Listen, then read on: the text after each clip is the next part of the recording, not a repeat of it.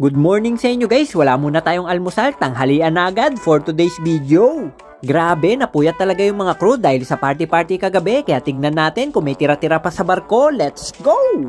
So ayun na nga guys, medyo na-late ako ng gising pero as usual, trabaho pa din. Hindi na rin ako umabot sa paalmusal ni Mayor pero okay lang yan, bawi na lang tayo sa tanghalian. Senyales na yata to guys para mag-diet sa 2024, damn! Kaya mag-warm up muna tayo dito sa barko, kumita ka na, nagutom ka pa, alright! Unang pampagutom, bombahin yung tubig palabas. Madali lang pala yan guys, para ka lang naglalaro ng arcade. Tapos dito naman dumidiretso yung mga tubig na nabomba natin. O diba, parang sa loob din napupunta, pero but wait, there's more.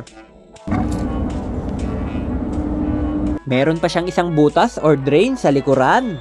Pagpasok ng tubig dyan guys, diretso na siya ng kalangitan, este karagatan. Sheesh! Sunod na pampagutom, ilalagay naman natin si Captain Hook. Sakto, may dumating na assistant, si Boson Edward. Wala nang teka-teka guys, nilagyan niya kagad ng silicone, bilisan daw namin ng makakain. Good idea naman yung plano niya guys, kaso nga lang mali yung pagkakalagay niya ng silicone, kulang sa anghang. Kaya inagaw ko agad sa kanya yung shotgun. Boss, itabi mo, ako na. Sabay sulat ng Kalbong Seaman TV ng tumibay panghabang buhay. Oh, she. Napakaangas par.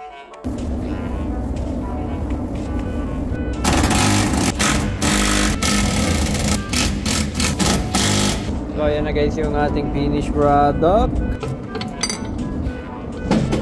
Bago natin bigyan ng warranty guys, testingin muna natin sabay kain. Yung hook na nilagay natin, yan pala yung kakapit sa buong lifeboat para hindi agad siya mahulog.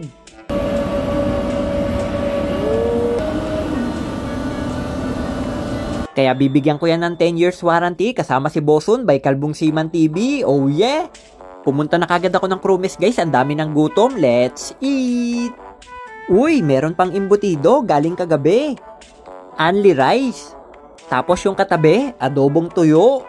Fish fillet, kaso nga lang kakaiba kasi crispy. Chicken na may stick. Tignan nyo naman guys, may dahon-dahon pa, mukhang masarap. Sabay merong kamay, nagpunas. Sheesh! Kaya pala laging mainit yung pagkain namin guys dahil dyan. Pumunta naman tayo sa mga pwedeng imekos-mekos natin, mga insan. Pagdating talaga dito sa barko namin, bahala ka na maghalo-halo ng mga pagkain mo, walang pipigil sa'yo. Kahit napakaselan mo sa pagkain, sa dami ba naman ang pwedeng pagpilian, ewan ko na lang kung hindi ka pa mabusog dyan. Kaya ako guys, nagpaplano na talaga ako mag-diet, kaso nga lang nakita ko yung ube maja de blanca, alright! Eto na pala yung mga napiling pagkain ni Kalbong Seaman TV, only rice, 2 stick ng chicken barbecue, ube maja de blanca, adobong tuyo, pati na rin wonton soup.